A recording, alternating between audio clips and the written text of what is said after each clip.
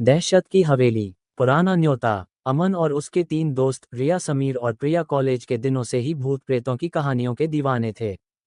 एक शाम रिया को उसके दादाजी की पुरानी चीजों में एक जर्जर नक्शा और एक पत्र मिला।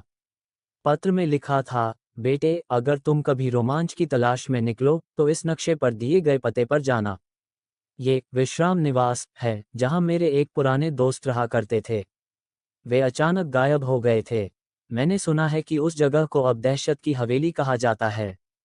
नक्शे पर एक पुरानी वीरान हवेली का पता था जो शहर से बहुत दूर अरावली की पहाड़ियों के बीच छिपी हुई थी। पत्र और हवेली की कहानियों ने चारों दोस्तों के रोमांच को जगा दिया। हमें जाना चाहिए, अमन ने उत्साहित होकर कहा। प्रिया हिचकिचाई, लेकिन ये सब पुरानी कहानियां हैं। वहां जाने का क्या फायदा? समीर ने हंसते हुए कहा, फायदा है डर, और शायद कोई अच्छी सी कहानी जिसे हम हमेशा याद रखें। अगले शनिवार को वे अपनी पुरानी जीप में उस हवेली की ओर निकल पड़े। सन्नाटा और सर्द हवा। शाम ढल चुकी थी जब वे हवेली तक पहुंचे। हवेली एक घनी झाड़ियों से घिरे मैदान के बीच खड़ी थी। उसकी दीवारें काई से ढकी थीं और टूटी हुई खिड़कियां डरावनी आंखों की तरह लग रही थीं। हवेली के गेट पर जंग लगा था। उसे धकेलते ही एक भयानक चरमराहट की आवाज आई जिसने जंगल के सन्नाटे को तोड़ दिया। जैसे ही वे अंदर घुसे उन्हें एक अजीब सी सर्द हवा का झोंका महसूस हुआ, जबकि बाहर मौसम गर्म था।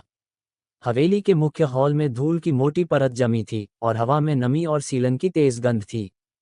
हॉल के बीचों बीच एक विशाल झूमर जमीन पर टूटा पड़ा था, जिसके कांच बिखरे हुए थे।